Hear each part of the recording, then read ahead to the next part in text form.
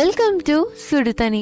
இன்னைக்கு நம்ம வீடியோவில் ரொம்ப இன்ட்ரெஸ்டிங்கான எல்லாருக்குமே ரொம்ப யூஸ்ஃபுல்லான ஒரு ரெசிபியாக தான் இருக்க போகுது.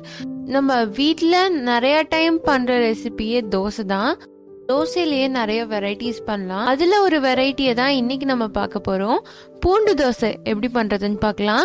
இது ரொம்பவே சிம்பிள் தான். நீங்கள் ஒரு சட்னி அரைக்கிறதுக்கு பதிலாக இதை நீங்கள் பண்ண போகிறீங்க.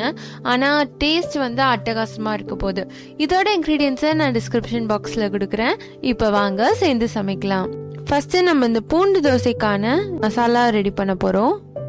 1 டேபிள் ஸ்பூன் எண்ணெய் சேர்த்துக்கோங்க. அதில் 1 டீஸ்பூன் சீரகம், கூடவே 1 டீஸ்பூன் மிளகு சேர்த்துக்கோங்க. இதில் 10 to 15 சின்ன வெங்காயம் சேர்த்துக்கலாம். 15 பூண்டு சேர்த்துக்கலாம். காரத்துக்கு 10 காஞ்ச மிளகாய் சேர்த்துக்கலாம். இப்போ எல்லாத்தையும் சேர்த்துட்டு நல்லா வதக்கிடுங்க. ஹைல வச்சே வதக்கலாம். 2 நிமிஷத்துல இது வதங்கிரும். நல்லா வதக்கிட்டு இதில் கல்லுப்பு 1/2 டீஸ்பூன் சேர்த்துக்கிறேன்.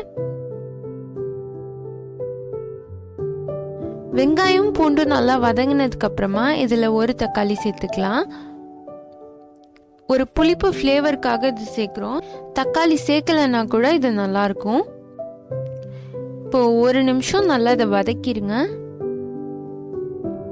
நல்லா வதங்கிருச்சு. இதை ஆற வச்சு நம்ம அரைக்க போகிறோம். அரைக்கும் போது உங்களுக்கு பூண்டு ரொம்ப பிடிக்கும்னா வெறுமனே 4 பல்லு வச்சு இதில் அரைச்சிக்கோங்க. அப்படின்னா உங்களுக்கு பூண்டு ஃப்ளேவர் என்ஹான்ஸ் பண்ணி கொடுக்கும். தனியாக தெரியும், அது ரொம்ப நல்லாயிருக்கும். இப்போ இதை அரைச்சி தனியாக வச்சிடலாம். தோசைக்கல்லை நல்லா சூடு பண்ணிட்டு நம்ம தோசை ஊற்றிடலாம். இதை நம்ம ஒரு சைடு தான் வேக வைக்க போகிறோம்.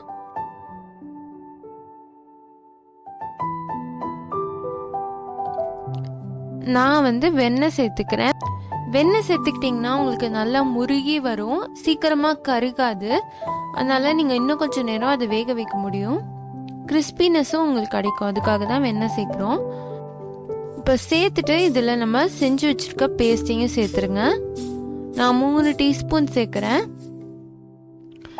இதை நல்லா தோசை ஃபுல்லாக ஈவனாக ஸ்ப்ரெட் பண்ணி விட்டுருங்க. தோசையிலே எக்கச்சக்கமான வெரைட்டிஸ் இருக்கு. நம்ம தான் வீட்டில் எதுவுமே ட்ரை பண்ணாமல் இருக்கோம். நான் வந்து ஒவ்வொன்றா ட்ரை பண்ண ஆரம்பிச்சிட்டேன். அதை உங்களுக்கும் நான் சொல்லித்தர போகிறேன். இதை சும்மா கார்னிஷ் பண்ணுறதுக்கு கொத்தமல்லி இலை தூவிடலாம்.